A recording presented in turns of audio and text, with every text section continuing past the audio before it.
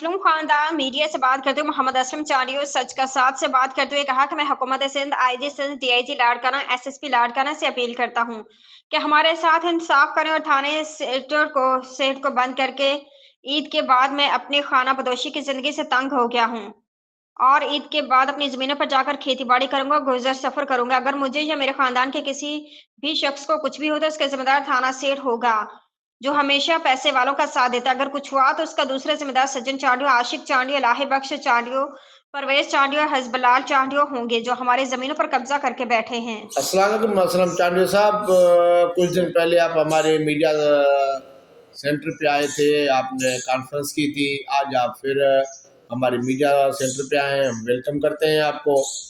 आपने उस दिन मौक़िफ़ अख्तियार किया था कि IG Sindh, DIG Larkana, SSP Larkana से आपने अपील की थी कि हमें तहफ़्फ़ुज़ दिया जाए।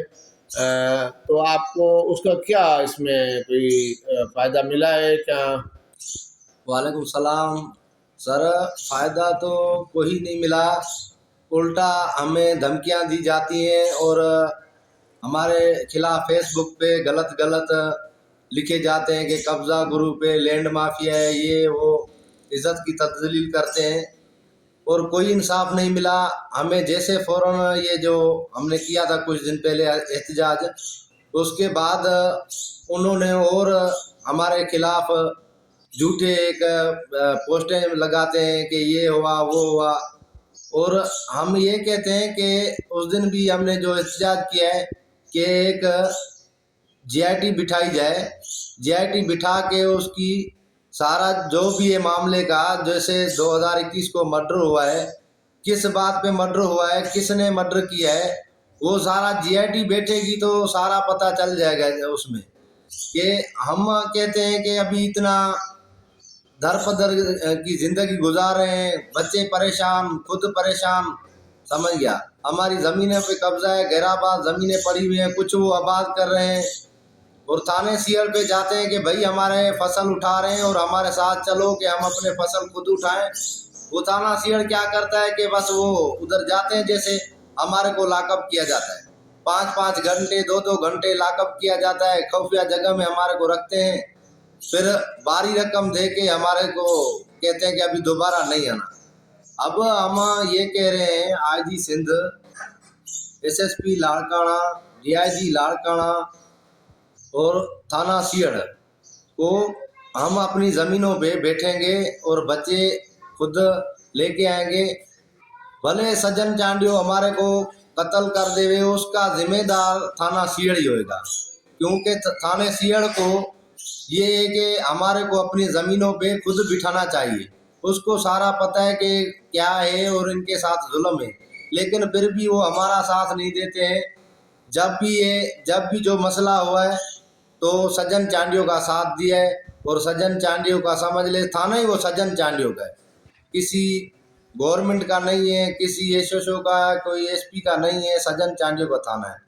कि हम यही अपील करते हैं आईजी सिंध को कि हमारे मसले का नोटिस लिया जाए और हमें अपने ज़मीनों पे, घरों पे बिठाया जाए, और हमारे को पूरे मुकदमों के धमकियां मिली जाती हैं कि आप यहाँ आओगे तो आपके खिलाफ पूरे मुकदमे दर्ज करके आपको लॉकअप किया जाएगा और यहाँ नहीं आओ।